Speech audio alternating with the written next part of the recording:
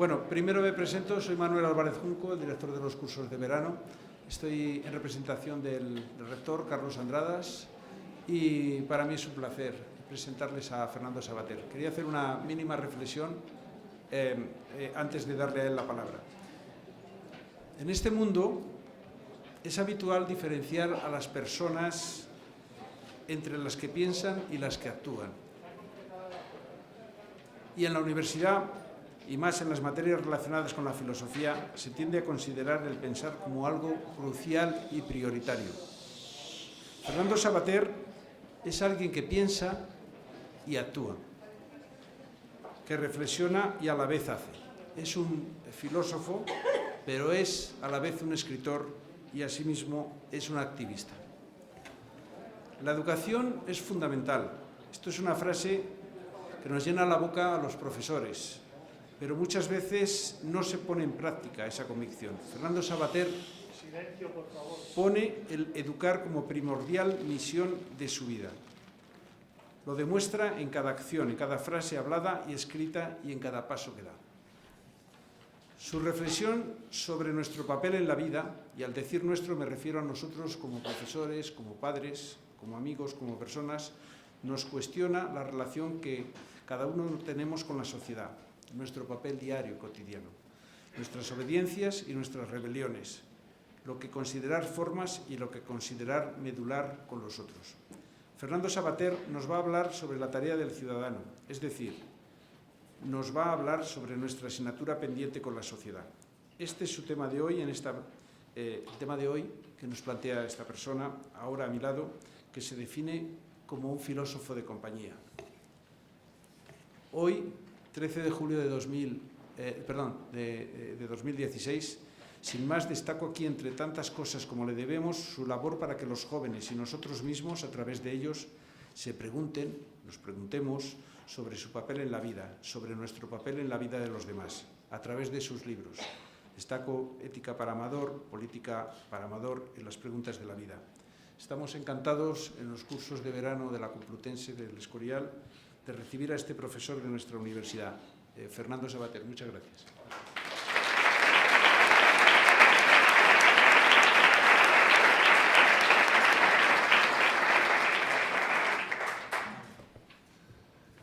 Bueno, muchas gracias. Buenos días a todos, a todas, y encantado, por supuesto, de estar otra vez aquí en los cursos del Escorial, que son una de los hitos fijos del verano para muchos de nosotros desde hace años. Esta vez con una charla un poco fuera de los cursos habituales y más general.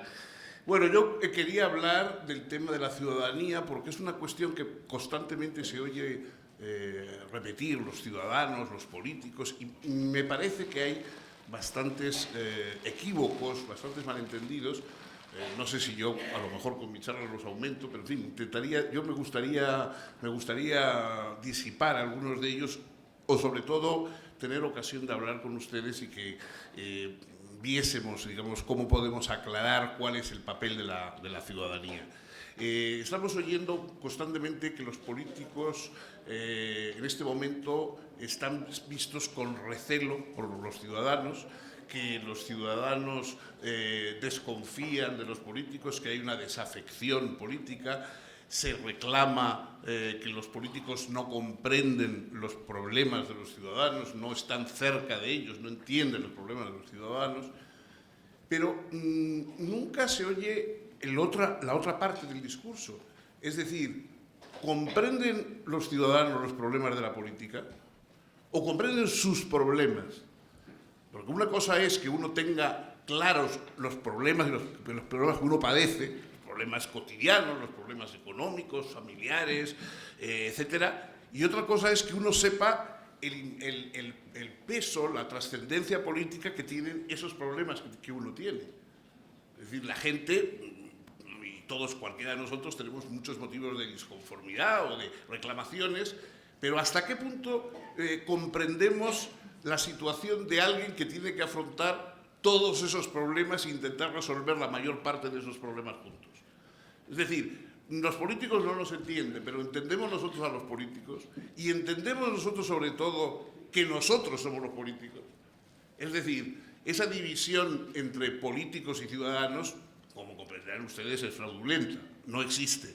Nosotros somos los políticos y los ciudadanos, y los ciudadanos políticos que en este momento están ejerciendo su papel son nuestros mandados, aquellos a los que nosotros les hemos mandado mandar.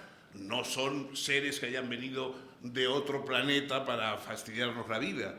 Es decir, no hay quien ha nacido para mandar y quien ha nacido para obedecer, sino que en la democracia todos somos alternativamente jefes, gobernantes y somos a veces los que tenemos que obedecer y que cumplir las órdenes. Es decir, ese es el juego precisamente en lo característico de la democracia.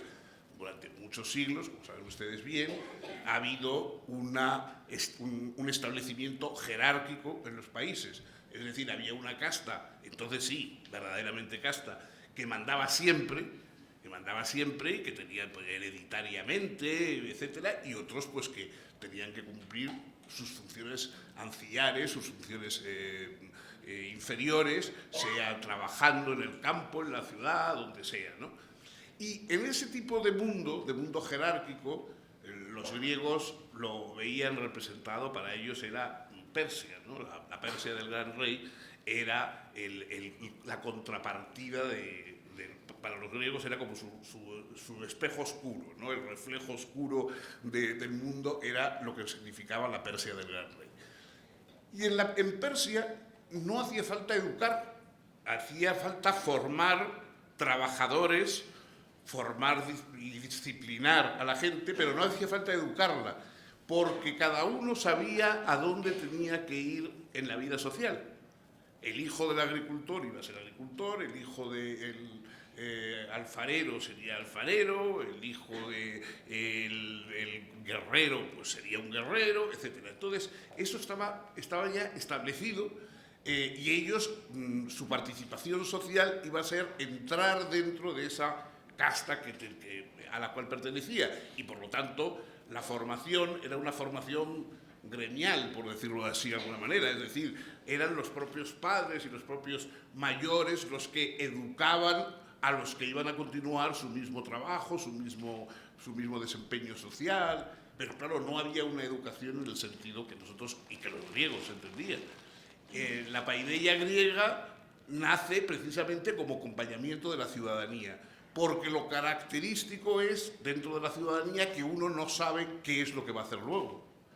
Es decir, no hay una obligación determinada de ser tal o cual cosa, sino que el ciudadano tiene muchas expectativas ante sí y lo único que tiene que saber es ser ciudadano, es decir, manejar ese instrumento complicado, mucho más complicado en nuestra época que en la época de los griegos, ustedes imaginarán, pero ya en la época de los griegos complicado, ese aparato que es la democracia, ¿no? Ninguno de nosotros aceptaría el regalo de un ordenador, un iPad, lo que ustedes quieran, sin tener un folleto de instrucciones o al menos una persona de esas que saben todo y que nos enseñe cómo se manejan.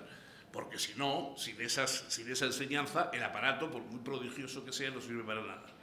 De la misma forma, la democracia es un artefacto social de gran complejidad que exige, cuyo motor somos nosotros.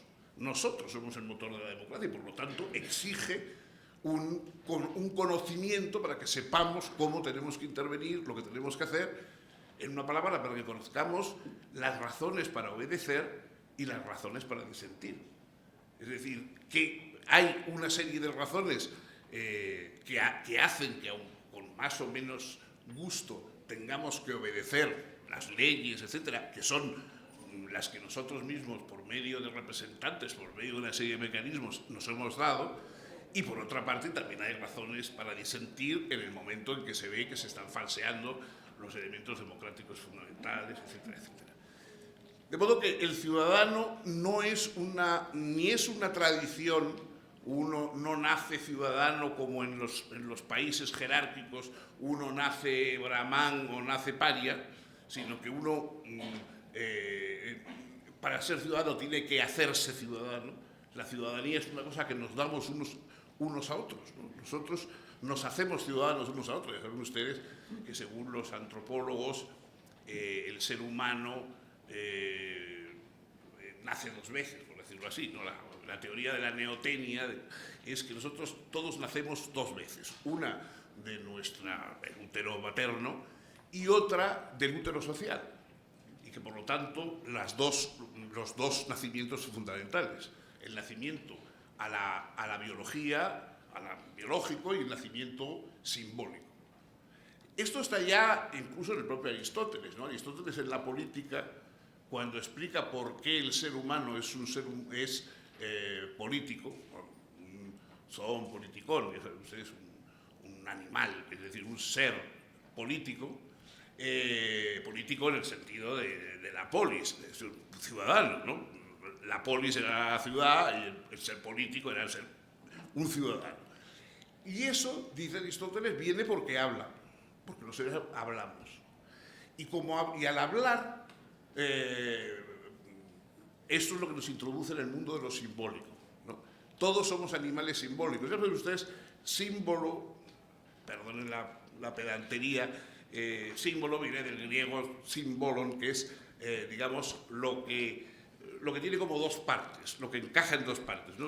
Ustedes recuerdan esos cuentos que hay de unos hermanos que son separados desde muy pequeños y su madre, para que se reconozcan, les da un anillo, entonces se lleva uno medio anillo y el otro medio anillo, y 35 años después en una catarata se encuentran y ven que sus anillos casan y tal y cual. Bueno, eso es un símbolo. Lo que tú tienes una parte y yo tengo otra, y para significar tienen que encajar el uno con el otro. Símbolos son las palabras, porque todo esto que estoy diciendo yo, si ustedes no lo entienden, no funcionaría como un lenguaje, ¿no? Nadie puede tener un lenguaje para él solo. El lenguaje es una cosa obligadamente que compartimos. Si yo empezara ahora a hacer unos ruidos raros y me empeñara en que eso es un lenguaje, ustedes podrían con mucha razón decirme que no es un lenguaje, no que no me entiendan, sino que no es un lenguaje, puesto que un lenguaje que tiene un solo sujeto no es un lenguaje. El lenguaje tiene que ser la colaboración entre dos, uno que pronuncia sentidos y otro que los comprende. Y entonces, dice Aristóteles, por eso los seres simbólicos estamos sometidos a la ciudad, porque cada uno de nosotros lleva la sociedad interiorizada, que es el lenguaje. Nadie ha inventado su lenguaje. El anacoreta que viva en el desierto más alejado de todos los demás, cuando rece o cuando piense en sus pecados, está en la sociedad, porque esos mecanismos que está manejando son mecanismos lingüísticos y el lenguaje no lo ha inventado él, el lenguaje se lo da la sociedad. Por lo tanto, de la sociedad, o sea, tú te puedes ir de la compañía de los demás, pero de la sociedad no, porque te llevas el lenguaje contigo y el lenguaje es la sociedad. Y bueno, eso entonces fundamentaría la idea revolucionaria, la gran idea revolucionaria de la democracia, de que el poder no es una tradición, no viene de padres a hijos, etcétera, como en las genealogías reales de los reyes y tal, ni tampoco es pues meramente una conquista violenta, sino que el poder es algo que constantemente se está formando. Por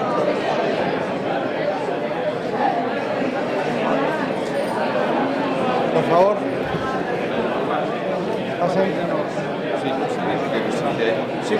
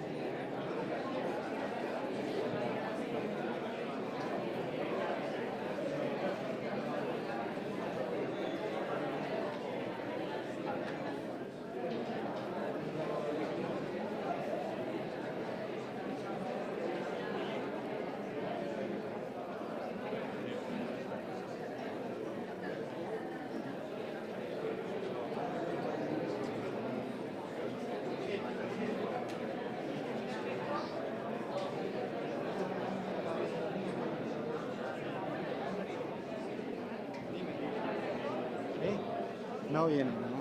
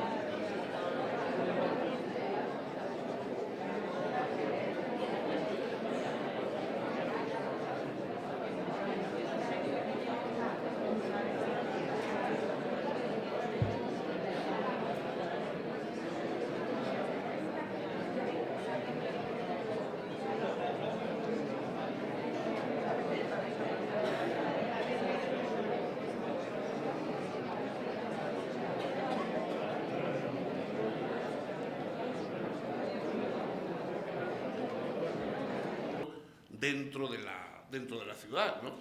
El poder, la idea del griego, sobre todo del griego arcaico, ¿no? Aparece, por ejemplo, en la Ilíada, etcétera, es que los miembros de la sociedad, que es verdad que en un momento determinado no son todos, primero eran los más importantes, los jefes, luego todos los ciudadanos, todos los varones, y hasta muy tarde nos incorporan, como sabemos, pues las mujeres, etcétera, etcétera. Pero bueno, los que son ciudadanos se ponen en un círculo y entonces el poder, dicen los griegos, el que los griegos, está estomesón, en el medio. El poder es lo que hay en medio de un círculo equidistante en el que todos están participando.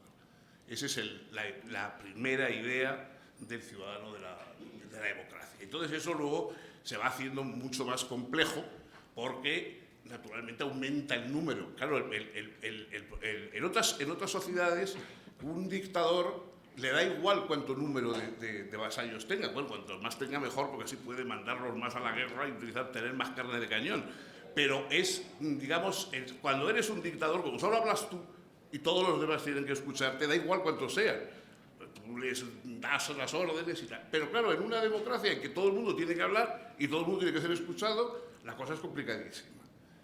Ya lo era en Grecia, aunque todavía, como digo, había un número muy reducido. Primero porque no todos los ciudadanos, o sea, lo que nosotros hoy llamaríamos ciudadanos, los metecos, los extranjeros, los esclavos, las mujeres, no formaban parte de esa ciudadanía. Pero aún así, pongamos en la Atenas clásica, pues no sé, 15, 20.000 personas formarían la ciudadanía activa, digamos, creo yo, ¿no? Bueno, no soy un experto en esto, pero me parece que más o menos 15 o 20.000 personas serían lo que son las asambleas. Pero claro, ustedes imaginen que esas 15 o 20.000 personas iban a la asamblea, tenían que ir a la asamblea. La Boulé, la voluntad común, la voluntad común, la asamblea, o la eclesía, es la reunión de todos, pues ahí tenía que ir todo el mundo, porque ellos estaban interesados, incluso, a pesar de que los griegos no eran nada aficionados a la seguridad social, ni mucho menos, pero, sin embargo, pagaban a los más pobres o a los que estaban pasando más dificultades. Imaginen ustedes que la diferencia que habría de riqueza entre el griego que tenía más y entre el ateniense que tenía más y el ateniense que tenía menos sería, a lo mejor, 8 o 10 veces como mucho de diferencia. Hoy nosotros sabemos que son miles de veces, ¿no? Pero bueno, en aquel momento ya se pensaba que al que tenía menos, como claro, el hombre estaría más preocupado con conseguir algo para vivir, había que darle algún tipo de ayuda para que pudiera ir a la asamblea, no para que pudiera vivir, sino para que pudiera ir a la asamblea. Porque él había que escucharle, claro, porque él también tenía que ser escuchado. Y entonces se les obligaba. La asamblea tenía una dificultad obvia, que era cómo se les oía. ¿cómo se oía la gente? Claro, ustedes piensen que en una sala se meten 10.000 personas y es ya muy difícil de escuchar.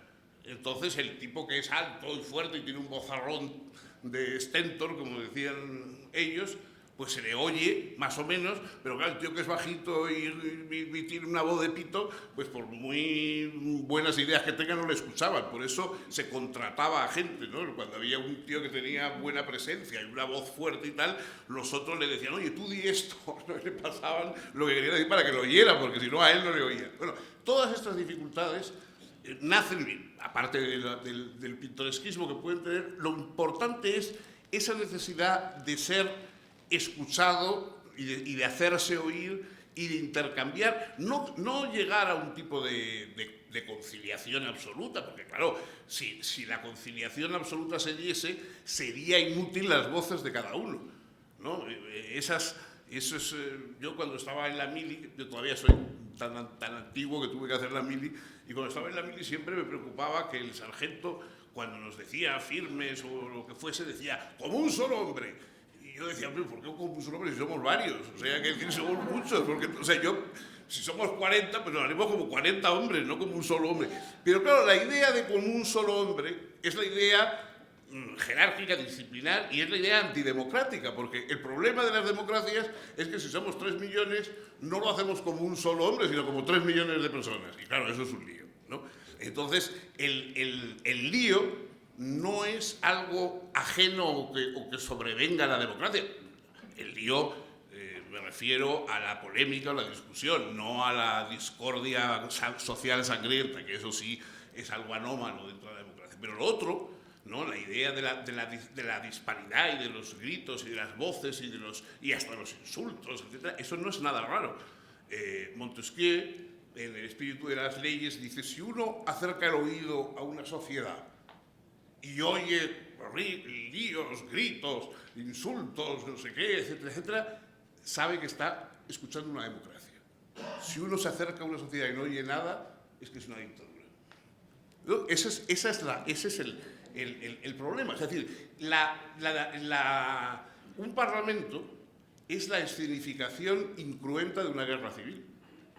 Es decir, lo que hay en el parlamento es una escenificación incruenta de un enfrentamiento que si no hubiera parlamento pues tendría muertos y sería un enfrentamiento de guerra civil. De ahí que el hecho de que, bueno, que no hay que buscar la armonía, hay que buscar los pactos, por supuesto, como se nos dice, etcétera, pero tampoco hay que tener terror a que haya opiniones diferentes, porque, insisto, eso es lo característico de la democracia. El ciudadano tiene que ser razonable, no solo racional. Saben ustedes que hay una distinción que me parece importante entre lo racional y lo razonable, ¿no? Lo racional es, pues bueno, aplicar los medios necesarios para obtener un fin objetivo determinado. O sea, yo vivo en un 8º piso y cuando quiero bajar a la calle, pues podría saltar por el balcón, pero claro, probablemente eso me quitaría luego muchas posibilidades de continuar, ¿no? Mientras que en cambio pues, prefiero bajar por el ascensor o si desgraciadamente no hay electricidad tener que bajar por la escalera, pero en fin, en cualquier caso eso es más racional que tirarme por el balcón. Lo racional es entonces cuando tienes un objetivo, algo objetivo, poner los medios adecuados para llevarlo a cabo de una manera satisfactoria para uno. Lo razonable no es la forma de tratar con objetos, sino la forma de tratar con sujetos. Es decir, hay cosas que son perfectamente racionales. Por ejemplo, si yo no tengo dinero en un banco, coger una escopeta de cañones recortados, entrar y pedírselo al cajero poniendo la escopeta en el cuello, es perfectamente racional, porque claro, si no, no me va a dar el dinero. Como no tengo dinero en el banco, no me lo va a dar. Ahora, si le pongo la escopeta y pongo una cara suficientemente agresiva, es probable que el hombre me dé el dinero. Eso es racional, pero no es razonable. Es decir, una sociedad en la que las personas utilizaran la violencia para obtener el dinero de los bancos, etcétera, pues sería inviable, no habría bancos, bueno, todas esas cosas que ustedes saben igual. No es lo mismo lo racional, ¿no? que lo razonable. Bueno, lo razonable es llegar a acuerdos, llegar a intentar, digamos, que no se hable en vano, no ser Por eso una de las cosas para las que sirve la educación en democracia es para aprender a persuadir y a ser persuadido. Es decir, eso no es una cosa natural. Los niños pequeños no son demócratas. Entonces, normalmente pues quieren una cosa u otra, obedecen o desobedecen, hacen caso a la verdad, pero normalmente la argumentación no les hace mucha media. O sea, es inútil empezar a argumentar con un niño, hay que decirle que sí o que no, darle un chuche, etcétera, para que te haga caso, pero la argumentación no es lo mejor. En cambio, se supone que con los adultos la argumentación, o sea, la capacidad de que puedan ser persuadidos es importante. Y cualquiera de nosotros tendría que aceptar, digamos, su capacidad de ser persuadidos, enorgullecerse de ella, ¿no? Lo mismo que nos enorgullecemos de ser persuasivos, es decir, de poder expresar de manera inteligible y razonada nuestras demandas sociales a otros, pues de la misma manera deberíamos enorgullecernos de ser persuadibles, es decir, de comprender las demandas sociales argumentadas de otros y hacer caso. Esto, segundo, en cambio, no suele ocurrir. O sea, en nuestro país, como saben ustedes muy bien, la gente se enorgullece de ser impersuadible, es decir, de que jamás le digan lo que le digan, cambia de opinión, ¿no? Yo tengo amigos de mi jurásica edad que dicen, yo pienso lo mismo que a los 18 años, y tal, cosa que muestra de que ni a los 18 años ni ahora pensar nunca nada, claro. No sé, que en todo caso se le metió una idea, como esas moscas que se meten dentro de las botellas y se quedan zumbando dentro, pues se le metió una idea en la cabeza y no le ha salido, pero vamos, no. La capacidad de ser persuadible, es decir, de que a uno cuando le argumentan ceda, no cede ni se humilla ante las personas ni ante tal como se suele pensar. Aquí cuando alguien cambia de opinión, pues será un chaquetero, le habrán ofrecido dinero. Jamás nadie piensa que es que a lo mejor ha pensado que estaba equivocado y cambia de opinión, ¿no? Como contestó el economista John Maynard Keynes a un señor que le preguntaba, ¿no? Que hizo una entrevista un periodista y un momento de interrogatorio, pero profesor Keynes, usted hace 2 años planteaba una solución completamente diferente para este problema, dijo otra cosa completamente distinta y todo, el hombre está escandalizado. Y entonces dijo Keynes, pues, tiene usted razón, ¿sabe lo que ha pasado? Que es que me he dado cuenta que estaba equivocado. Y yo cuando me doy cuenta que estoy equivocado, cambio de forma de pensar. ¿Usted qué suele hacer en esos casos, no? Bueno, claro, es que esa es la pregunta. O sea, usted o bien no se da cuenta nunca de que está equivocado, mala señal, o bien cuando se da cuenta dice, bueno, pues sostener y no enmendalla, ¿no? Que tampoco es buena señal. Entonces, esa capacidad de persuadir, la idea de que las opiniones no son una posesión de uno que uno se tiene que enorgullecer de tenerlas, como tiene nariz o como tiene orejas, o sea, que son de uno y no quiere ceder a ellas. La opinión es algo que se pone en una palestra para ser debatido, ¿no? Esa tontería que se suele repetir, todas las opiniones son respetables. Vaya majadería, ¿cómo van a ser respetables? Todas las personas son respetables, tengan las opiniones que tengan. Es decir, eso sí, pero las opiniones, ¿cómo van a ser respetables? ¿Cómo va a ser lo mismo que respetable decir 2 y 2 son 4 y 2 y 2 son 5? No. Es decir, las opiniones están para ser discutidas, ¿no? Discutere, pues que aquellos que hay en el mundo que estudió todavía latín, discutere era ver si un árbol tenía raíces, tirar de una cosa que tiene raíces para ver si tiene raíces o no se puede, o se puede arraigar o desarrollar, ¿no? Es decir, discutir una opinión es ver si tiene raíces en lo real o no las tiene. O sea, si es una cosa que se la ha metido usted en la cabeza o no, ¿no? Entonces, a ver, lo del poema de don Antonio Machado, ¿no? No tu verdad, la verdad, y ven conmigo a buscarla. La tuya, guárdatela. Es decir, eso es un poco la idea. Es decir, no me dé cuenta usted su opinión. Si su opinión es indiscutible, si su opinión es una cosa que usted considera cuando alguien le critica que están hiriendo mis opiniones, no, mire usted, o sea, no, las opiniones no se hieren, se discuten. O sea, usted es que se cree que la opinión forma parte de usted como los ojos o como la nariz. Las opiniones son algo que se adopta porque hay argumentos a favor y se puede uno deshacer de ellas por la misma vía y por la misma razón, ¿no? Entonces, esos planteamientos son los que yo creo que hay que intentar transmitir educativamente y también por esa otra educación que son los medios de comunicación y los propios políticos. Los políticos... ¿Conocen ustedes muchos políticos que digan, Pues mire, lo que les dije a ustedes hace 6 meses, he estado hablando con este político de la oposición y me ha convencido de que estaba equivocado. Yo creo que vamos a cambiar de opinión y vamos a... Eso jamás lo dice un político. Y sin embargo es una cosa que decimos nosotros constantemente en nuestra vida cotidiana. En nuestra vida cotidiana, constantemente, en nuestro trabajo, en nuestras relaciones amorosas, en lo que sea, no tenemos ningún inconveniente en decir yo creía esto pero he cambiado de opinión. En cambio, eso cuando se traslada a la vida social causa un... O sea, nadie secundaría a un político que estuviera cambiando de opinión. O que dijera, mire, yo no tengo claro, voy a intentar esto, si no sale esto bien, pues intentaremos esto otro. No, hace falta que el político sea una especie de Superman que tenga la solución para todo. Bueno, el político en ejercicio me refiero, que tenga la solución, porque si no, o sea, cuando decimos los políticos no cumplen sus promesas electorales. Y entonces uno dice, sí, pero les votaríamos si no las hubieran hecho. Es decir, aunque sepamos que hay promesas electorales que no se pueden cumplir, ¿votaríamos al que nos dijera que eso no se puede cumplir y prometer otras cosas? ¿O somos nosotros los que de alguna forma exigimos unas promesas de un tipo determinado porque eso de alguna manera nos estimula personalmente, etcétera, etcétera? Queremos un padre, una madre superiores que nos ayuden y que nos guíen. No queremos un compañero, ¿no? Yo tampoco soy partidario, por supuesto, de esa tontería de que los políticos tienen que ser como el resto de la gente. Pues no, señor, yo quiero que los políticos sean más listos que yo, que sepan más cosas que yo. Es decir, para hacer tonterías ya estoy yo. Es decir, no, esa idea de que el político tiene que parecer el más tonto de la clase, pues no. Es decir, yo quisiera saber quién es el más listo de la clase para que fuera ese, porque es el que me puede ayudar. O sea, ese es el que me puede ayudar. Aristóteles, en su ética, planteaba precisamente la moral así. O sea, la moral, decía, no es una cosa de principios, es una cosa que aprendemos viendo a la gente que funciona bien. El espudayós, el magnífico, el estupendo, el que funciona.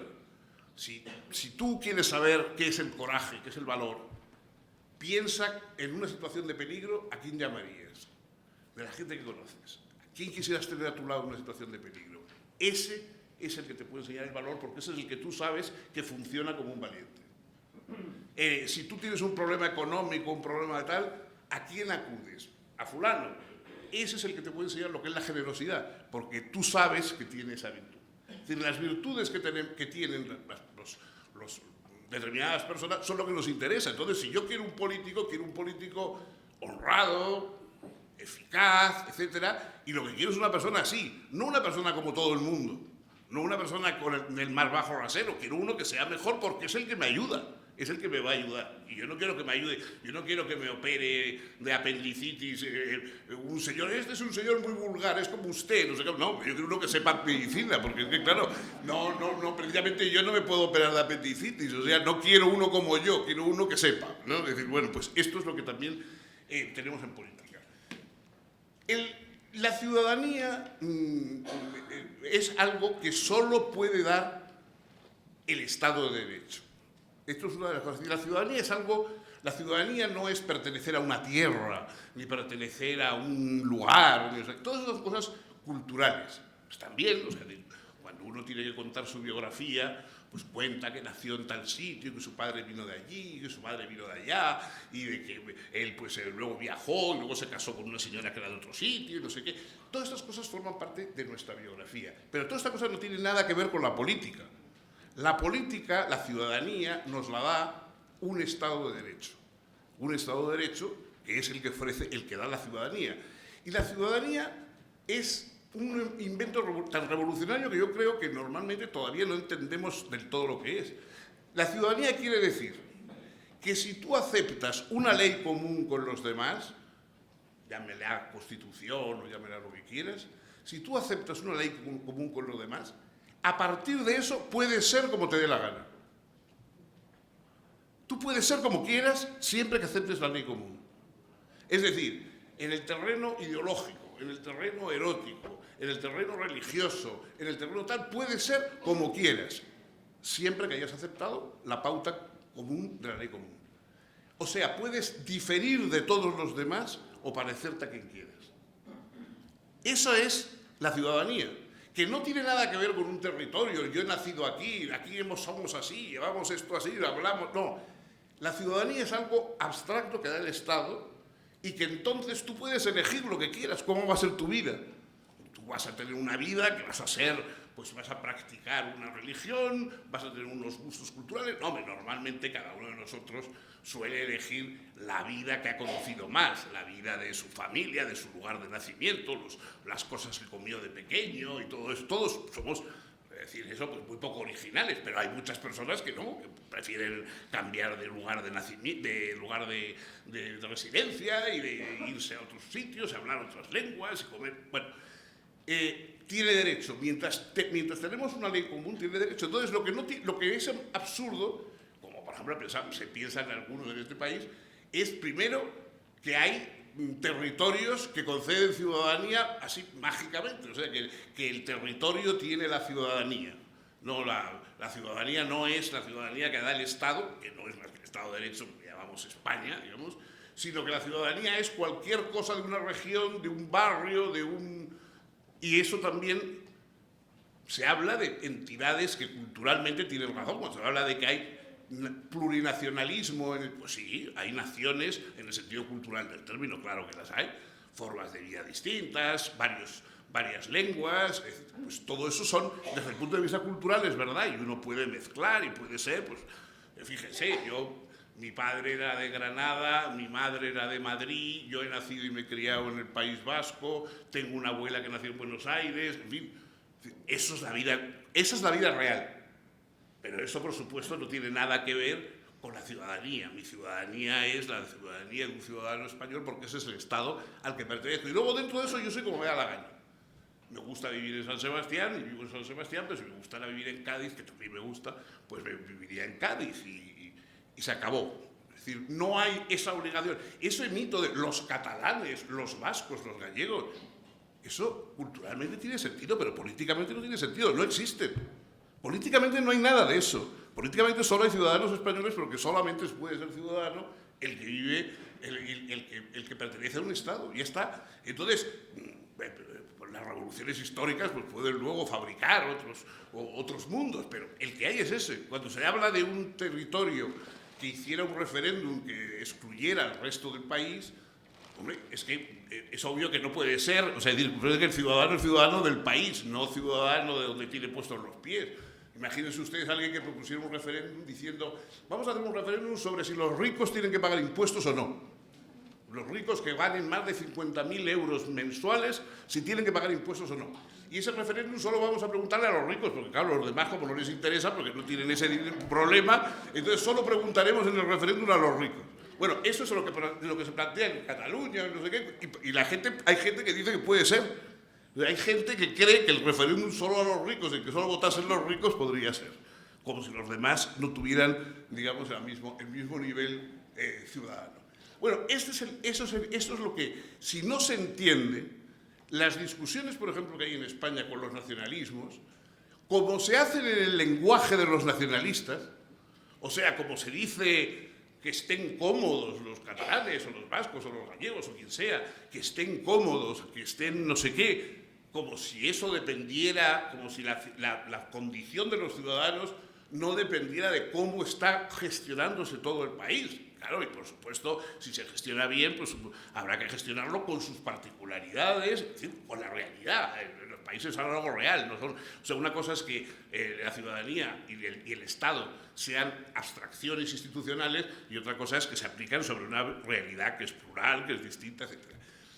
Pero lo que no puede ser es la idea de que existen otros, de que constantemente la ciudadanía está puesta entre paréntesis. O sea, por medio de un referéndum o por medio... No, o sea, es decir, las cosas se deciden entre todos los ciudadanos implicados en ello. Y esto es lo que habría que discutir, pero yo no lo oigo. O sea, cuando se habla de la unidad de España, la unidad de España solo es importante porque garantiza nuestra ciudadanía. De lo que estamos hablando es de la ciudadanía de los ciudadanos, no de la unidad de España, como si España fuera una cosa así que estuviera flotando por encima de nosotros como la nave esa de Independence Day por encima de la ciudad. No es eso. La unidad de España es importante porque garantiza la unidad de mi ciudadanía, es decir, porque mi ciudadanía es la que abarca el Estado. Y claro, si me quitan esa unidad, lo que están es rompiéndome mi ciudadanía. Y por eso me preocupa a mí. Por egoísmo ciudadano me interesa que España sea una. Por eso. Bueno, estas cosas, yo por lo menos no sé, a lo mejor ustedes tienen más suerte o frecuentan gente más ilustrada, yo no lo oigo decir. Oigo decir unos discursos en que todos adoptan el mismo lenguaje de los nacionalistas. Y claro, por lo tanto, siempre al final tienen razón los nacionalistas. Claro, cuando se plantea el lenguaje así, pues no hay más remedio que terminar aceptando que existen Cataluña, no sé qué, Andalucía, tal, como si fueran entidades que tienen su propio Estado, su propia realidad, su propio no sé qué, que uno tiene que ser fiel y vivir. Aquí somos así. Será usted, pero bueno, yo no. ¿Por qué vamos a ser así? Si yo no tengo ninguna obligación de ser de ningún modo. Yo mientras acepte la ley constitucional puedo ser como me dé la gana.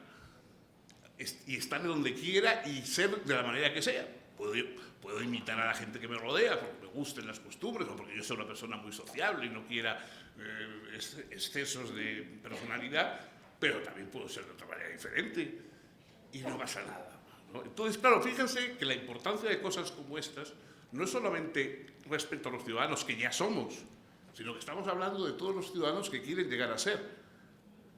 Esos inmigrantes, esa gente que viene de fuera.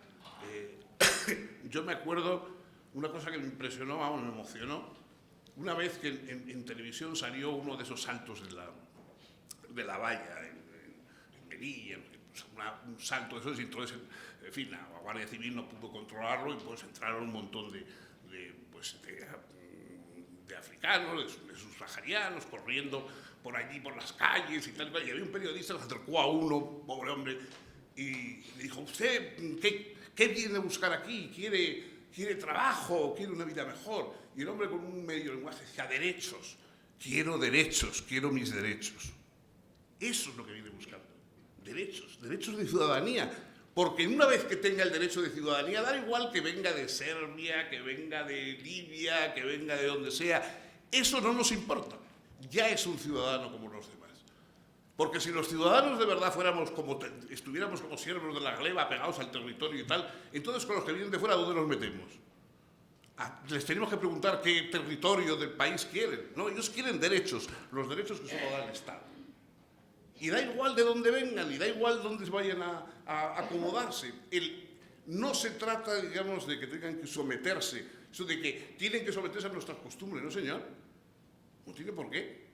Tienen que someterse a nuestras leyes, no a nuestras costumbres. O sea, si usted tiene la costumbre de todas las tardes pegar a su señora cuando llega a casa, esa costumbre no vale. Pero no porque sea una costumbre que no tenemos o que no deberíamos tener los demás, sino porque va contra la ley. Y eso no se puede hacer. Ahora, si su costumbre es que usted cuando llega a casa pues, se quiere tomar un mate en vez de tomarse un café con leche, pues se toma su mate y nadie le va a decir nada. Lo importante, digamos, la importante es esa libertad creadora que tiene el ciudadano. Porque de esa libertad creadora pueden salir las novedades sociales, puede salir el cambio social.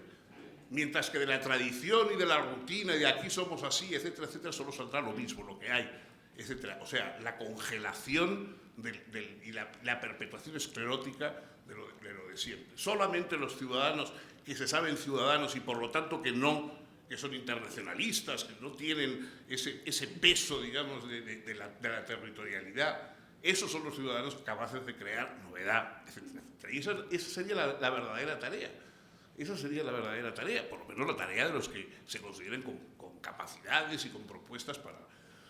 Bueno, pues esto es lo que yo quería contarles. Ya ven ustedes que no pretendo que sean novedades extraordinarias, a lo mejor ustedes todo esto lo sabían ya, igual que yo. Ya saben que los filósofos solemos repetir lo que todo el mundo sabe, pero con un tono truculento, como si se nos acabara de ocurrir a nosotros en ese momento. Bueno, pero a lo mejor ustedes ya lo sabían, pero creo que conviene recordarlo, porque si no seguimos, las discusiones se hacen imposibles, es decir, no llegamos a un acuerdo, pero no llegamos a un acuerdo porque está adoptando un lenguaje que se sale no se sale de la legalidad, se sale de la idea misma de lo que es una democracia y una sociedad democrática y una sociedad de ciudadanos, ¿no? Y yo por lo menos así lo veo. De modo que sobre esto, si ustedes quieren, pues podemos charlar y en cualquier caso, muchas gracias por su atención.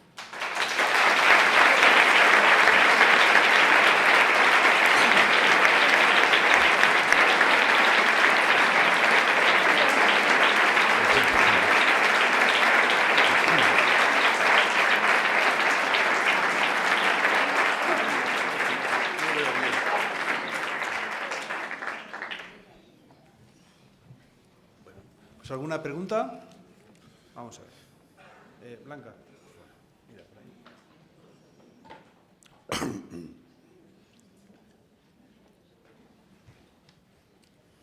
Muy bien, señor Sabater, muchísimas gracias por su conferencia, por su disquisición. Estoy muy de acuerdo con muchos de los puntos que ha descrito y de verdad me identifico con algunas de sus tesis, pero también discrepo en otras y es lo que vendría a exponerle.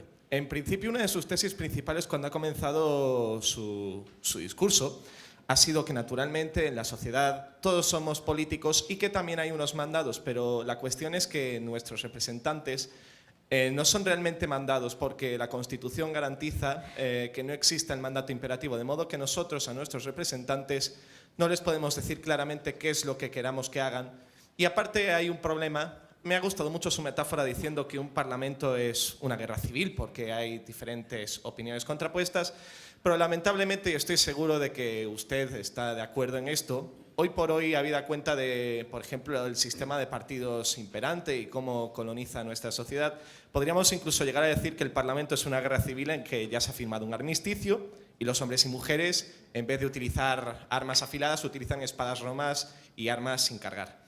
Y la siguiente pregunta que me gustaría hacerle es acerca de si en el nacionalismo cívico, o al menos en el concepto cívico de Estado, al menos en España, ¿por qué hay tanto miedo en reconocer, por ejemplo, desde el punto de vista cultural, faltaría más, yo no estoy hablando del Estado-nación, del hecho de que exista soberanía por parte de estos entes, de decir, por ejemplo, que Cataluña es una nación, o que España es una nación en la cual hay 4 lenguas y hay que reafirmarse en ello, en rasgos culturales que nos unen, en vez de decirlo con la boca un poco cerrada, no vaya a ser que ofendamos a alguien, como si todavía quedaran reductos de un nacionalismo español fuerte que no permitiese que se reconocieran estas cosas.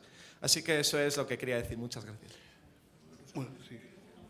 Es que si no se me olvida. Voy a intentar contestar brevemente.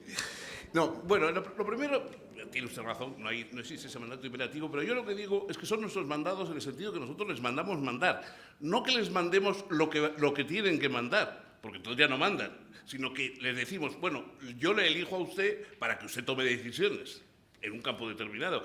De ahí que me parezca un poco absurdo que esos políticos que están siempre convocando referéndums para oiga, le hemos elegido a usted para que no tenga que estar convocando un referéndum todas las semanas para saber lo que tiene que hacer o tiene que dejar de hacer. Por eso le hemos cogido a usted. O sea, no se trata de que yo le mande y le diga todo lo que tiene usted que hacer paso por paso, sino que creo que es usted la persona adecuada para tomar las decisiones. En ese sentido sería. Luego ya se puede discutir si lo del mandato imperativo, cuando en otro tipo de listas abiertas, con representantes de otro orden, podría tener su viabilidad. Esas son ya técnicas que yo tampoco soy un experto. Vamos, he oído argumentos relativamente válidos en un lado y en otro. Y luego, lo otro que dice usted, claro que es verdad, o sea, pues naturalmente que hay un pluralismo. Lo que pasa es que como el pluralismo nacional, en el sentido cultural, se confunde con el político, entonces es cuando surge el miedo. Porque claro, es decir, cuando surge el miedo, cuando de pronto un señor empieza a cantar en catalán y otros le abuchean. No, que el señor tiene perfecto derecho porque la lengua catalana es una lengua que está, bueno, aparte de que podría ser también como cualquier otra lengua, aunque no estuviera en nuestro registro, digamos, del país, pero es que además de eso es una de las lenguas reconocidas, propias en nuestro país. Lo que pasa es que, por otra parte, como hay ese uso político que impide a veces educar en la lengua, vamos, es decir, no existe en Europa ningún país con una lengua propia oficial y que no se pueda educar en esa lengua a los ciudadanos. Vamos, eso cuando se lo explicas a alguien francés o italiano o tal, ni siquiera te entiende lo que te estás diciendo. Porque claro, una cosa es que se respeten las lenguas autonómicas y otra cosa es que no haya una lengua general, una lengua digamos que parlamentariamente pueda servir para todos. Eso es un instrumento político extraordinario, ¿no? Fíjate, ahí están los pobres belgas que porque no tienen ese instrumento político tienen la cantidad de problemas que tienen. Entonces, una cosa es que defendamos una lengua común como instrumento político, y otra cosa es que efectivamente nos sobresaltemos cuando un señor dice escarricasco en vez de darnos las gracias. O sea que eso completamente... Pero ya te digo que yo creo que es porque lo nacional cultural enseguida nos huele a nacional político. Y lo mismo que cuando alguien dice hay que reconocer que en ese país hay muchas naciones, reconocido, pero son naciones culturales, no naciones políticas. Y claro, inmediatamente eso ya surge porque hay quien... O sea, el nacionalismo consiste en convertir lo cultural en político. La distinción cultural en política. Y eso es lo que sea. Había una frase de Milán Kundera que decía, hablando de los rusos, y bueno, él era muy opuesto a esta expresión de lo eslavo, ¿no? Lo eslavo, ¿no? Y Milán Kundera decía, los rusos llaman eslavo a todo lo que quieren que se convierta luego en ruso, ¿no? Porque es verdad, a veces esos términos culturales, el término eslavo es un término cultural, pero cuando tú lo que quieres es decir, y como son eslavos, puedo entrar con un tanque y conquistarlo, ¿no? Entonces, eso es lo que yo creo que favorece el... Bueno, perdón, ya me callo porque si no, no hay más preguntas. Allí hay una mano, me parece. O yo no sé, veo una cosa que...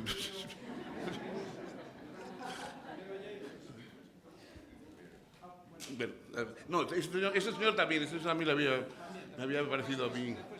Bueno, a ver.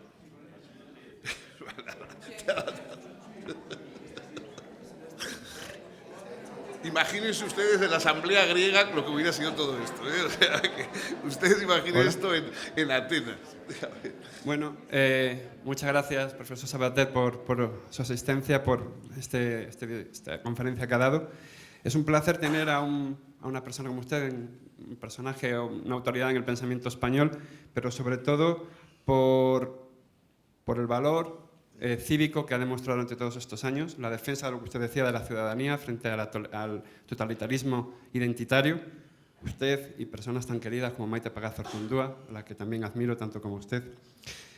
Y sobre esto que ha comentado, yo quería hacer una pregunta no de tipo doctrinal, sino más bien sobre el campo práctico. Es decir, ¿cree usted que todo este discurso de la ciudadanía, de la unidad del Estado o de la nación como garantía de la ciudadanía, de ideas similares o asociadas como la libertad, la igualdad, los valores constitucionales de la tradición ilustrada y constitucional, el patriotismo constitucional, al fin y al cabo, cree que es un argumento suficientemente potente, es decir, es una idea fuerza con la suficiente potencia para doblegar o para imponerse a los discursos basados en la tradición, en las costumbres, en la lengua, en la historia a veces manipulada, en que se basan los nacionalismos separatistas?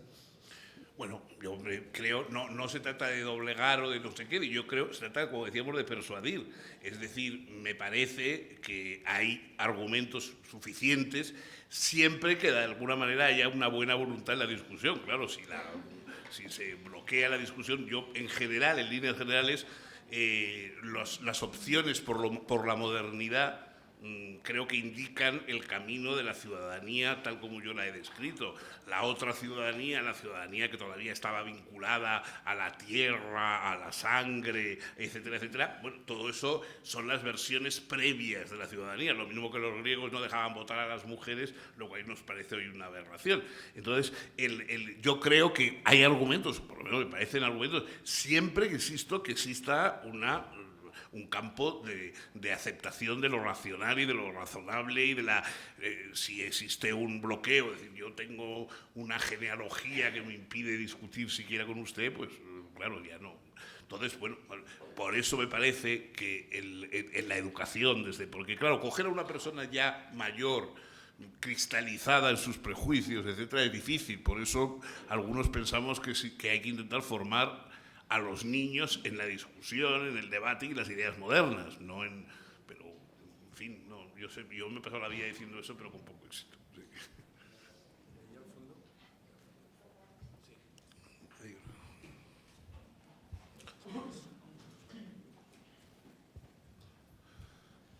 Bueno, lo primero, un profundo agradecimiento, profesor Sabater, por haber querido compartir una hora con nosotros. Mi pregunta es en relación al ejemplo también traído, referido a que a la hora de elegir a un político tiene mucho más sentido buscar al político más listo de la clase que no al político que se parezca al resto, o al más tonto de la clase. Mi pregunta es la siguiente. ¿El problema no podría estar en el hecho de que a la ciudadanía se nos ha convencido, o nos hemos convencido, mejor dicho, de que es mejor elegir al más listo en vez de al más bueno, al más bondadoso? Tal vez una posible solución sería buscar a alguien medianamente listo, con una inteligencia suficiente, y valorar otras virtudes en política como la bondad, o, por ejemplo.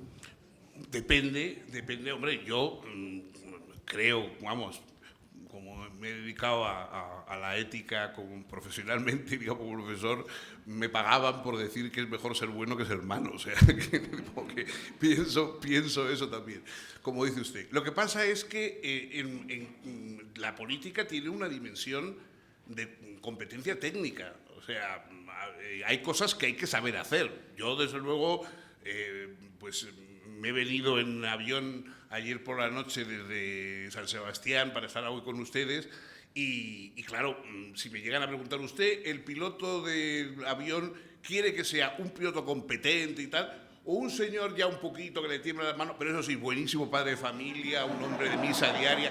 Pues yo hubiera dicho, no, el otro, el mejor, o sea que claro, que hay veces que cualidades que nos hacen muy apreciables humanamente a otra persona, hombre, no son exclusivamente las... Yo también creo que hay una inteligencia del bien, ¿eh? O sea, yo creo que los buenos son más listos que los malos, vamos, me parece. O sea, una cosa es ser astuto y otra cosa es ser inteligente. Yo creo que los buenos son más inteligentes, entienden mejor el mundo que los malos, los buenos.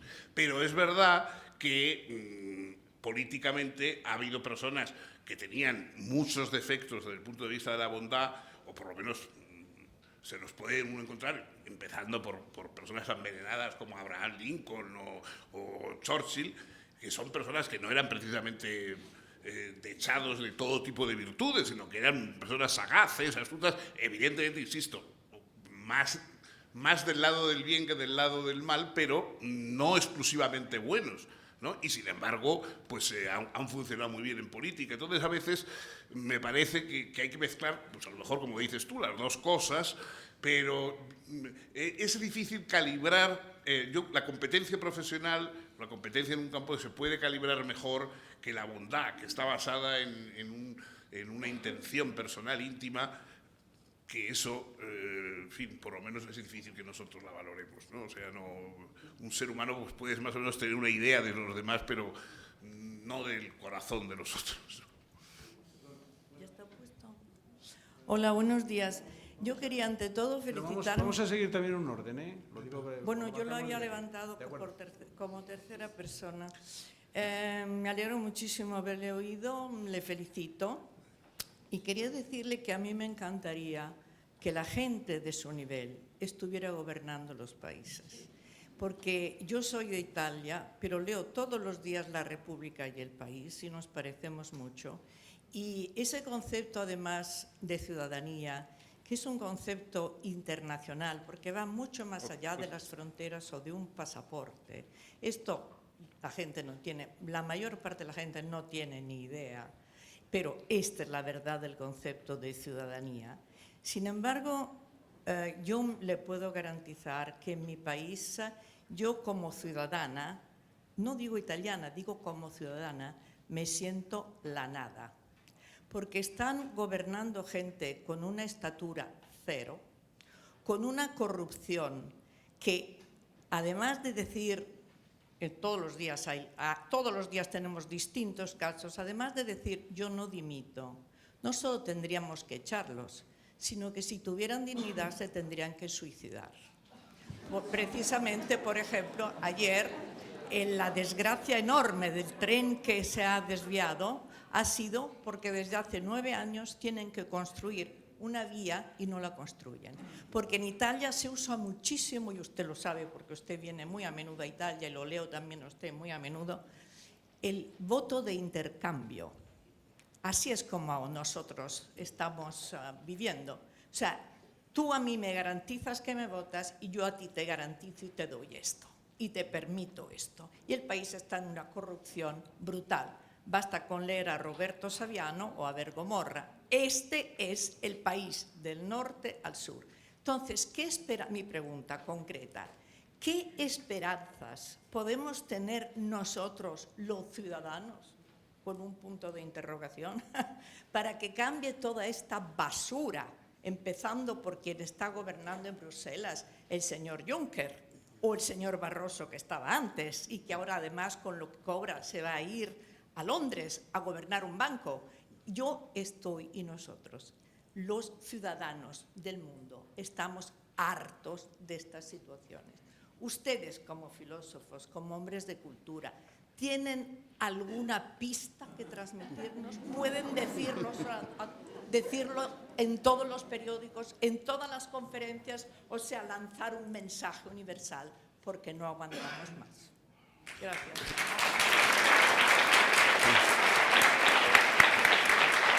Bueno, yo me alegro porque por lo menos usted ha hecho ver que efectivamente no, los males no son solo de nuestro país, sino que hay otros que también tienen. Ya la petición, que los políticos dimitan ya es difícil, pero que encima se suiciden, eso ya lo veo. Como no sea en Japón, que tienen la tendencia hasta la harakiri, yo creo que no. No, pero bueno, yo no tiene usted razón. Lo que pasa es que, insisto, usted dice una cosa que es lo que yo no estoy seguro. O sea, ¿están de verdad hartos los ciudadanos? Eso es lo que... Porque una cosa es que la gente te diga que está harta, pero que no... O sea, cuando uno está harto de algo, te pones en acción. Porque el problema no es qué va a pasar, no es qué va a pasar, sino qué vamos a hacer frente a las cosas. No, pero no tiene... No, pero no, mire, yo es como el desengaño que hubo aquí en España, que cuando a los pocos años de llegada a la democracia y tal, había gente que hablaba del desengaño.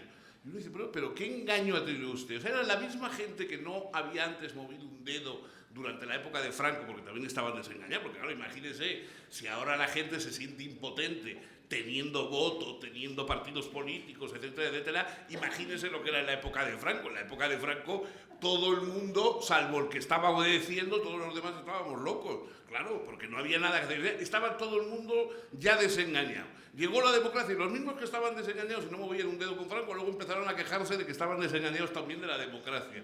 Es decir, hay gente que ha nacido desengañada porque no quiere dar un palo al agua, como suele decirse aquí. Es decir, porque quiere obtener las cosas, pero no quiere luchar por ellas. Entonces se habla de que la gente está harta. No, la gente lo que quiere es que haya una transformación mágica de lo real en la cual ellos no tengan que trabajar, ni tengan que sacrificarse, ni tengan que hacer nada. Ese es el problema de nuestros países, que mientras preferimos, es verdad, el señor Juncker, pues vaya personaje, pero mira, él se está ocupando y yo no quiero empezar ahora a pensar en lo que me costaría a mí traer otro, sustituirlo. Ese es el problema. Entonces, cuando de verdad estemos hartos, en el sentido que dice usted, ahí nos podremos hacer cosas y nos ofreceremos, pero si no, yo creo que seguiremos un poco, pues eso, en España, Italia, por lo que yo efectivamente conozco también, pues se despotrica mucho, pero luego, yo por ejemplo, en todos los años que he ido a Italia, y como usted amablemente recuerda, que afortunadamente para mí han sido muchos, jamás he visto, nadie me ha dicho que haya votado a Berlusconi. Es decir, Berlusconi, que sacaba mayorías absolutas una detrás de otra, nunca había nadie que me dijo que votara a Berlusconi. A todo el mundo le parecía mal Berlusconi. Una vergüenza, no sé qué tal. Mayoría absoluta. ¿Dónde están los italianos que votan a este señor? Que yo no lo conozco, nunca conocí a ninguno. Yo nunca conocí personalmente a ninguno. Y aquí te pasa un poco lo mismo. Nadie tiene nada que ver con las cosas malas del país. Todo el mundo está del lado del bien. Pero mira, chica, pues sigue saliendo lo que sale. Entonces, yo te digo, creo, no, desde luego, no, eso sí que le puedo decir, no somos los filósofos la solución, porque yo, salvo mi amigo Massimo Cacciari, que fue un excelente sindaco en Venecia, yo creo que es el único filósofo que ha demostrado capacidades administrativas. Los demás, desde luego, no las tenemos. Pero es verdad que realmente, digamos, habría que intentar que la gente se sintiera útil dentro de... O sea, que no esperara a tener la gran mayoría, porque hay gente que dice, bueno, yo, como soy yo solo, bueno, hay gente, aunque estés solo, tienes que intervenir y tienes que hacer cosas, porque de los solos salen las cosas. En cambio, estamos siempre esperando a ver si somos 500.000, 2 millones. Bueno, no sé, es que a veces hay que actuar antes de ser 2 millones. Claro, no sé si hablo porque yo he sido de un partido que nunca ha sido precisamente 2 millones, pero no se puede esperar a que tengas toda la masa a tu lado. Hay que empezar, alguien tiene que empezar a dar los primeros pasos. Sí. No sé, ojalá que lo logremos en Italia y en España y en Europa, porque además en toda Europa efectivamente sería muy importante la ciudadanía europea. Porque ahora cuando se está discutiendo, no hay un proyecto común, no, es que no hay una ciudadanía europea.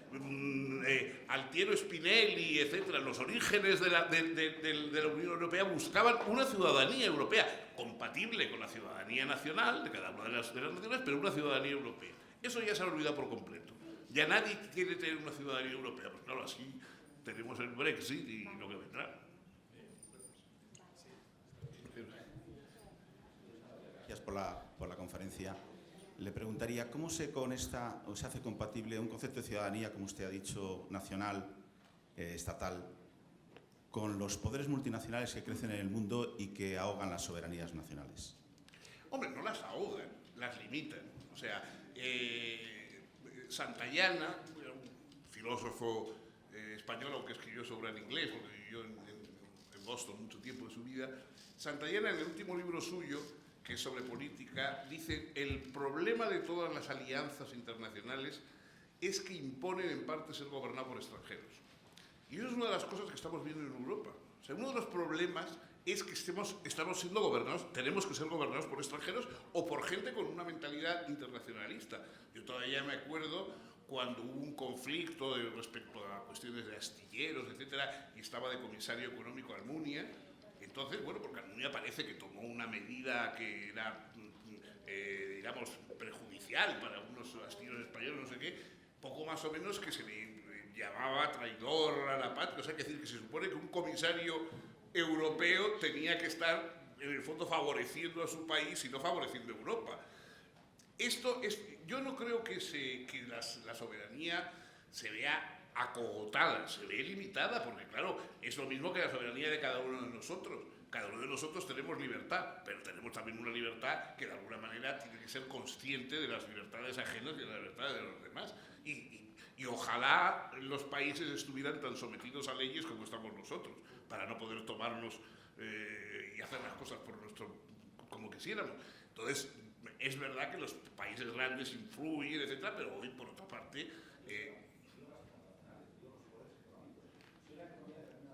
bueno, pero es que la economía es parte de la política.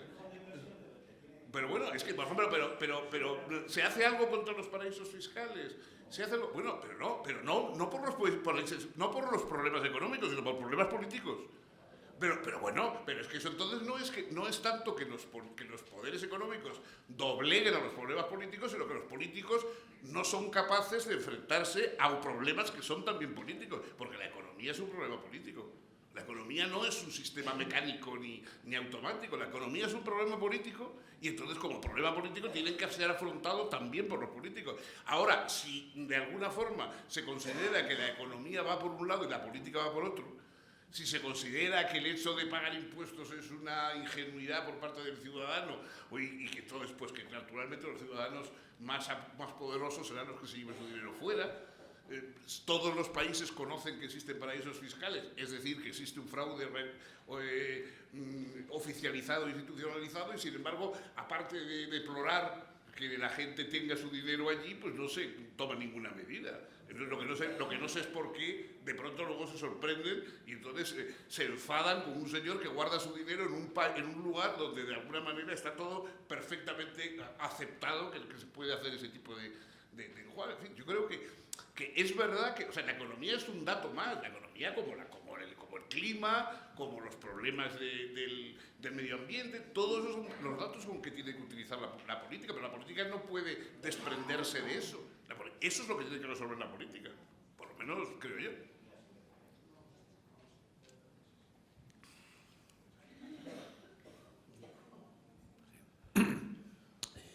Para ser concreto, he redactado 3 líneas para que la pregunta sea exacta. Vamos a ver, pensando de dónde venimos, de los valores de la modernidad, en la que democracia se basa en la igualdad, que las normas generales son cumplidas por la sociedad toda, pregunta es esta. ¿Podemos decir que la reacción particularista del romanticismo del siglo XIX, proliferando los nacionalismos, constituyeron la carcoma en la viga maestra de la convivencia? Bueno, eso ya plantea usted un problema de historia de las ideas que suponga, primero no tengo competencia yo para resolvérselo, ¿no? En todo caso, el hermano de este señor tiene mucha más competencia en ese campo que yo. Pero, en cualquier caso, supongamos que yo le dijera a usted, pues sí, la culpa la tiene Herder, o la culpa la tienen los románticos alemanes. Bueno, ¿y eso de qué nos ayuda? O sea, ¿qué nos saca de pobres? Es una idea que sí, que puede ser verdad, que efectivamente, vamos, el romanticismo pues introdujo unos elementos de glorificación de los particularismos. Fue el principio, efectivamente, de convertir elementos culturales en elementos políticos, ¿no? Y la obra de Herder es un claro ejemplo de cómo elementos culturales se magnifican como si fueran legitimaciones políticas. Pero bueno, suponiendo que eso haya sido así, lo que nos interesa ahora a nosotros es cómo resolvemos, vamos, nos interesa a mí, me interesa eso que plantea usted y he leído pues, a Isaiah Berlin o a Petra de Juco, a la gente que ha escrito sobre esos temas. Pero aparte de esas cosas, de ese interés personal por enterarme de esas cosas, lo que nos interesa ahora es el problema real que tenemos. O sea, no tanto de dónde viene, sino cómo ahora convencemos de que lo cultural y lo político no pueden condicionarse de la manera que algunos lo intentan hacer ahora. Eso es lo que... Y que ya le digo, puede que sea como usted dice, y yo también lo creo, vamos, por lo menos en la escasa capacidad histórica que tengo yo, lo que he leído me parece que va a venir en línea.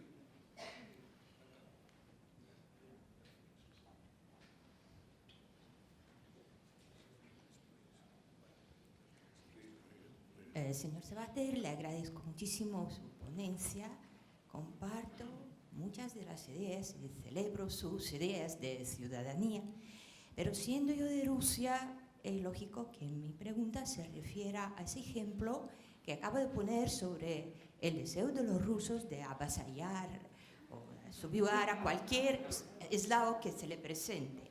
Le aseguro que es una idea de la cual me acabo de enterar por usted. Y me pongo a mí como un ejemplo de que si se me presentara un eslavo, no tendría yo ninguna ganas de avasallarlo. Y tampoco se trata de ideas a nivel estatal, a nivel de gobierno. Nuestro país no está expandiéndose, al contrario, como usted sabrá, en 1991 se le ha devuelto la libertad y la soberanía a las exrepúblicas de la Unión Soviética.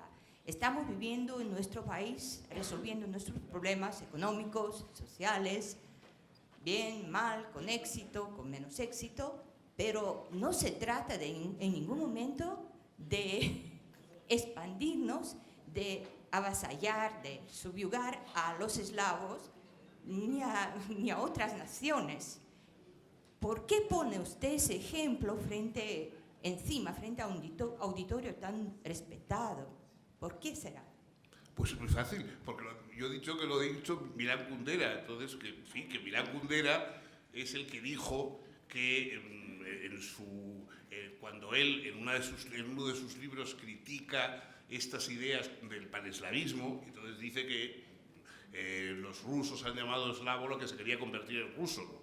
Y hablaba en general de los rusos, no sé si desde Pedro el Grande hasta ahora, pero bueno, no sé, en cualquier caso no era una cosa de, vamos, creo yo que no era, yo no tenía nada o especial interés. Me tranquiliza saber que la Unión Soviética no tiene ningún interés en avasallar, y sobre todo voy a hacerle llegar a un amigo que vive en Crimea, se lo voy a hacer llegar porque solamente le va a interesar mucho. Pero aparte de eso, que yo no lo citaba más que como que a veces el elemento cultural se hace pasar por elemento cultural cuando lo que quiere es convertirse en un elemento político o de dominio político, ¿no? Y que se pueden buscar ejemplos incluso más terribles como hubo en su época, en la época del nazismo, cuando se extendió buscando el espacio vital y todas aquellas cosas. Pero a mí me parece que la frase de Kundera era interesante porque mencionaba un término impreciso, como lo eslavo, que no sabemos muy bien qué es, ¿no? Y luego, en cambio, una nacionalidad que sí sabe lo que es y que de alguna manera se puede amparar en ese término para justificar expansiones. Pero yo no era un ejemplo histórico, sino un ejemplo de utilización del lenguaje, ¿no? Me parece que hacía Kundera. Muy bien, gracias. ¿Alguna pregunta más? Bueno, pues una más, bueno, pues dos más y ya nada más, ¿eh? Ya del fondo y esto. Gracias.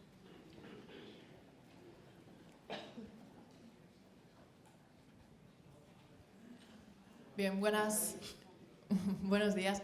Gracias por su conferencia. Y mi pregunta es muy breve. Usted ha comentado que la libertad del ciudadano comienza cuando acata las leyes que están dictadas y a partir de ahí cada uno puede ejercer su libertad.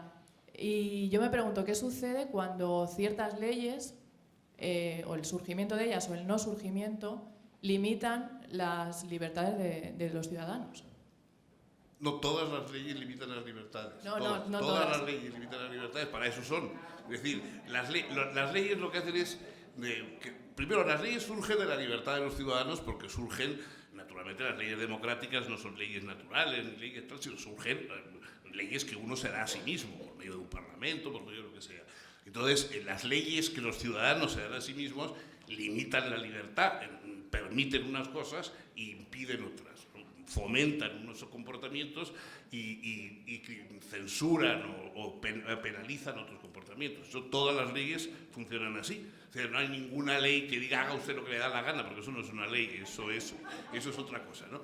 Entonces, todas las leyes limitan. Lo que pasa es que los humanos buscamos libertades regladas, o sea, no una libertad en el sentido salvaje, es decir, hoy estamos viendo, por ejemplo, en algunas fiestas populares, etcétera, pues unos señores que se arrogan el derecho a que, como si les gusta una moza, pues van y la violan. Bueno, eso, y claro, hay una ley que limita esa libertad y dice, no, usted no puede ir violando gente por mucho que le guste la señora. Bueno, esas leyes no limitan la libertad del violador, pero se supone que en cambio favorecen las libertades y la vida tranquila de las mujeres que no tienen que temer a un bárbaro, ¿no?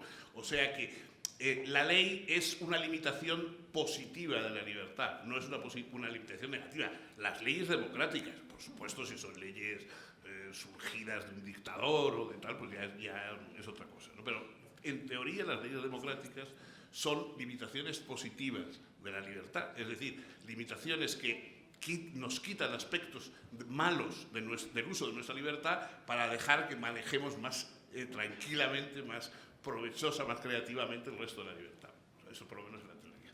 Gracias. Muy bien, la última pregunta. Sí, antes que nada agradecerle su conferencia, su lucha, su visión y su defensa, digamos, de una visión de la ciudadanía, y además agradecérselo personalmente porque yo soy ciudadano español de origen marroquí y de religión musulmana.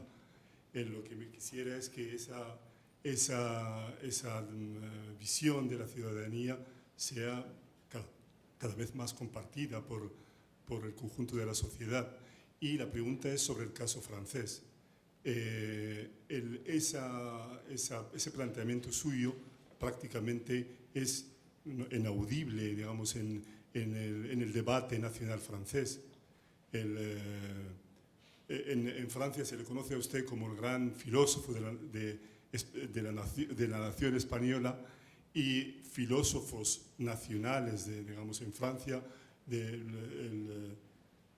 Finkielkraut y otros, pues parece que plantean pues una visión de la ciudadanía que tiene que ver con una forma cultural muy concreta. y de exclusión de las memorias de los distintos componentes que se han ido incorporando en las últimas décadas en la sociedad francesa. Esa era la pregunta. Sí, bueno, eso que dice usted es verdad. O sea, yo reconozco mi formación cultural ha sido francesa fundamentalmente, y incluso por razones, en fin, pues geográficas, ¿no? Y la época de mi juventud, en que aquí por la dictadura no llegaban muchos libros, yo me iba a Francia y como de alguna forma tuve la suerte de aprender poco francés a la vez que el español, pues podía leer, etc. Y me ha sorprendido eso que dice usted, que hoy ha habido reacción de personas que por otra parte yo aprecio intelectualmente mucho, como Finkielkraut, etc. Ha habido, pues bueno, es una postura de la ciudadanía que vuelve a buscar un poco el francés de sus, ¿no? Y etcétera, cosa que a mí me sorprende, vamos, yo, bueno, no, por lo menos mi idea es distinta, pero no es una idea distinta en el sentido que la tengo yo porque se me ha ocurrido, ni mucho menos. Es una idea precisamente que he aprendido de grandes teóricos franceses, entre otras cosas, ¿no? Entonces, me sorprende que hoy haya esa discusión y haya ese, a mi juicio, retroceso por parte, insisto, de autores que a mí son muy estimables, pero que yo no comparto ese punto de vista, ¿no? Muy bien. Bueno, pues muchísimas gracias, Fernando. La verdad que una lección maravillosa, ¿eh? Gracias.